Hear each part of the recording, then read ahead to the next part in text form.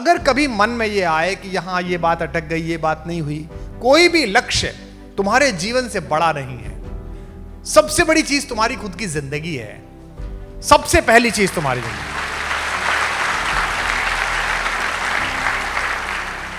अलग भट्टी में ढल के लोग नहीं आते, ये अलग खांचे में नहीं आते। इस देश को औद्योगिक घरानों के बेटे बेटियां नहीं चलाते। इस देश को तुम और हम चलाते हैं, जो मास्टरों के, क्लर्कों के, किसानों के बच्चे हैं।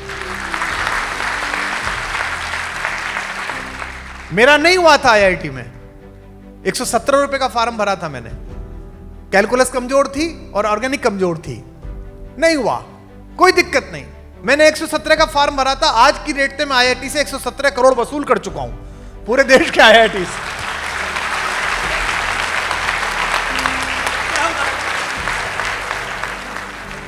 तो कभी पापा फोन करें, मम्मी फोन करें या परिवार का कोई फोन करे, सर पूछें, तो यही कहना कि सर चिंता मत करो, जिस दिन रिजल्ट निकलेगा उस दिन बता दूंगा क्या मेहनत कर रहा हूं, कैसा पढ़ रहा हूं, क्या काम कर रहा हूं, उस दिन पता चल जाएगा। और अगर बाय द वे कोई परीक्षा की कमंद ना छूटे तो जिंदगी की आखिरी परीक्षा थोड़ी है। जब भी कोई पूछे तो मेरा बता देना, मेरा नहीं हुआ, क्या फर्क पड़ा। जो कर रहे हैं, मैंने एक रास्ता चुना, आप अपना रास्ता चुनेंगे और आप बेहतर करेंगे।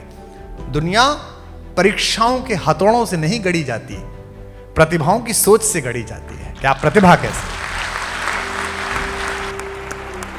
मेरे पिताजी भाई साहब, एक छोटे से गांव में बहुत गरीब से निम्न मध्यम वर्गीय परिवार में मेरे पिताजी ने जन्म लिया। उस गांव के वो पहले ग्रेजुएट, पहले पोस्ट ग्रेजुएट, पहले पीएचडी, पहले प्रोफेसर।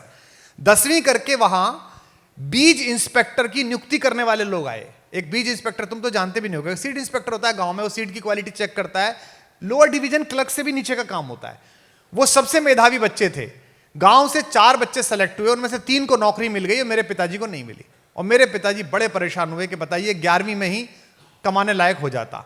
लेकिन फिर वो प्रोफेसर हुए। आज हमारा सबसे बड़ा भाई इंजीनियर है, एक वाइस चांसलर है, एक मैं हूं। सब लोग अपनी अपनी जगहों पर हैं।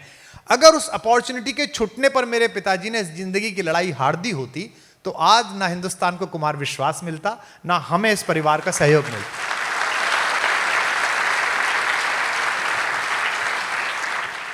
आज संयोग से कलाम साहब का दिन भी है, हम उन्हें भी याद कर रहे हैं। और मेरा सौभाग्य है कि मुझे उनके दर्शन के और सत्संग का अवसर मिला। वो भी आपको पता है कि एनडीए में सेलेक्ट नहीं हुए थे। और उसके बाद जब उन्होंने पूछा शिवानंद स्वामी से कि मैं क्यों सेलेक्ट नहीं हुआ, तो शिवानंद स्वामी ने कहा कि तुझे जहाज उड़ाने के लिए नहीं भेजा ईश्वर ने, तुझे किसी बड़े काम के लिए भेजा है। और आज पूरी दुनिया में मिसाइल लॉन्चिंग में हम सबसे नंबर 1 है, पूरी दुनिया की मिसाइल हम उड़ाते हैं। तो खूब मेहनत करो, खूब पढ़ो। एनआईटी, आईआईटी, आरईसी, कहीं ना कहीं एडमिशन हो जाएगा। 1% अगर ऐसा लग रहा है कोई चीज नहीं हो रही है, मेहनत में कमी नहीं करनी है। लेकिन तुम्हारे माँ बाप का सबसे बड़ा सपना क्या था और क्या है, जिनके माता पिता हैं या जिनके माता पिता नहीं हैं, उनका सबसे बड़ा सपना क्या था। मेरी बेटी से मैंने एक दिन पूछा, वो बाहर पढ़ी है और आप अपना काम करती है, अपनी एक इंडस्ट्री चलाती है। मुझे इतना अच्छा लगा उसका जवाब। मैंने उससे पूछा कि बेटा लाइफ में तू क्या करना चाहती है, सोचो इसका क्या जवाब हो सकता है। उसने मुझसे कहा मैं खुश रहना चाहती हूं। कितनी सुंदर बात है। तुमसे कोई भी पूछे कि तुम क्या बनना चाहते हो, इंजीनियर बनना बाई प्रोडक्ट है। पहला प्रोडक्ट है अच्छा मनुष्य बनना, अच्छा समाज का व्यक्ति बनना। आप अच्छी बेटियां बने, अच्छे बेटे बने, अच्छे नागरिक बने। आज मुझे जब किताब दी लीजेंड ऑफ एलन, इसका क्या मतलब है, वो जब बच्चा आया होगा इस संस्थान में जिसका उस पर फोटो छपा है, वो तुम्हारे जैसे ही रहा होगा। तुम में से एक ऐसा बच्चा, ऐसी बेटी, ऐसा बच्चा रहा होगा। किसी का भी, इनमें से किसी को नहीं पता। आज मैं यहां घोषित कर रहा हूं, यहां मैं पढ़ रहा हूं, मुझे नहीं पता कि आज मैं 50, 51, 52 साल का हो गया।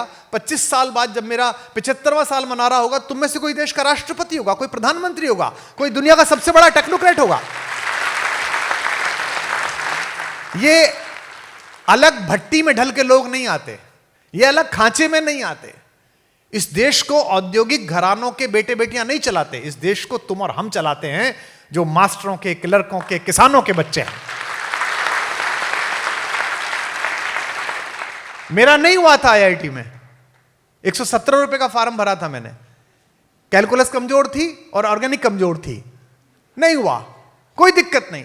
मैंने 117 का फॉर्म भरा था। आज की रेट में मैं आईआईटी से 117 करोड़ वसूल कर चुका हूं, पूरे देश के आईआईटी से।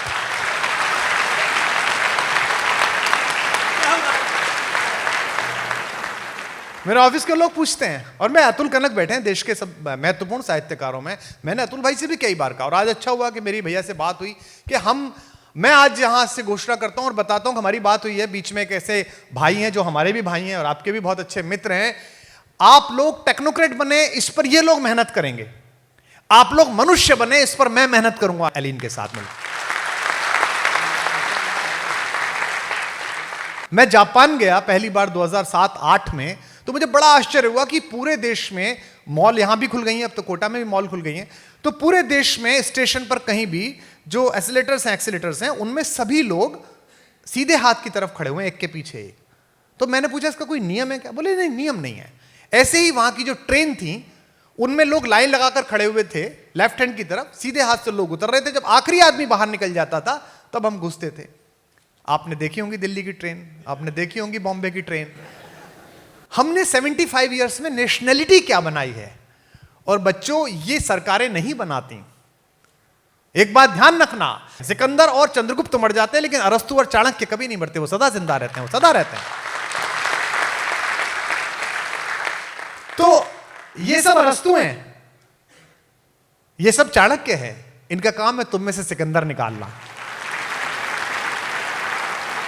इसलिए एलिन के जितने बच्चे यहां हैं, मैं जानता हूं कि आप सोशल मीडिया पर कम रहते हैं और रहना भी कम चाहिए, इसका भी उपवास करना चाहिए, है ना, इंस्टा का, ट्विटर का, फेसबुक का उपवास करना चाहिए।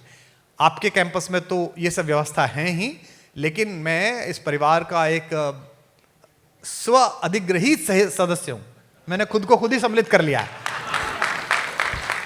इन चारों भाइयों के साथ। तो मैं आपको यह कहता हूं कि जीवन में कभी भी अंधेरा घिरे, कभी भी ऐसा लगे, है ना, तो मेरा फेसबुक पे पेज है, मुझे मैसेज करना, मेरा ऑफिस मुझे मार्क करके देता है, नहीं तो खुद से बात करना। जो अपने से बाहर आया उसको सारा संसार मिला। ये सब छोटे लक्ष्य हैं, इन्हें तो कर ही लोगे। ये IIT वाईटी बहुत छोटे लक्ष्य हैं बेटा, पूरा समर्पण कर दोगे, पूरी मेहनत कर दोगे तो कर ही लोगे। आइंस्टाइन तक का दिमाग 6% यूज हुआ, 94% तो यूज ही नहीं हुआ।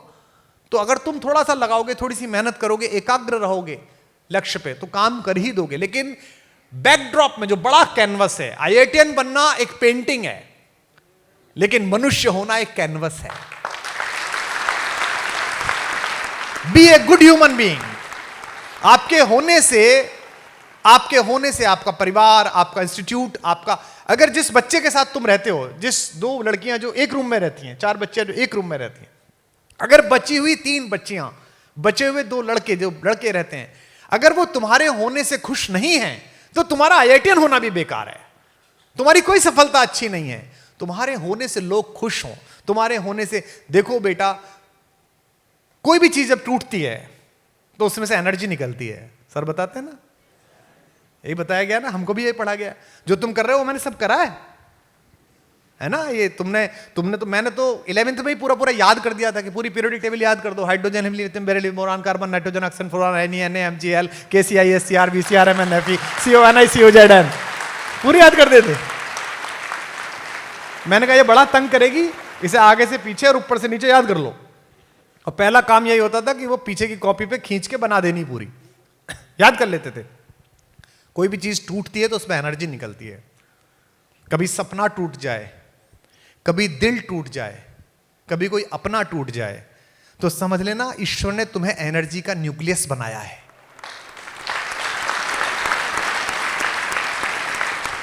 अब ये तुम पर है कि एनर्जी टूटे तो कोई बम बना लेता है और कोई बिजली बना लेता है। जो निगेटिव लोग हैं वो बम बना लेते हैं।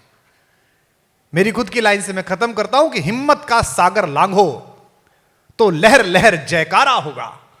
एक घर से निकाला हुआ लड़का जिसके पास केवल एक वलकल था, एक कपड़ा था, पत्नी थी और भाई था, पैरों में चप्पल नहीं थे, उसने 7 बार दुनिया जीते हुए रावण को घर जाके पटक के मारा, अनस्किल्ड फोर्स को लेके।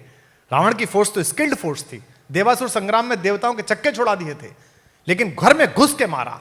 ये जो कॉन्फिडेंस है कि अगर मैं सच्चा हूं, अगर मैंने मेहनत की है तो रिजल्ट निकलेगा।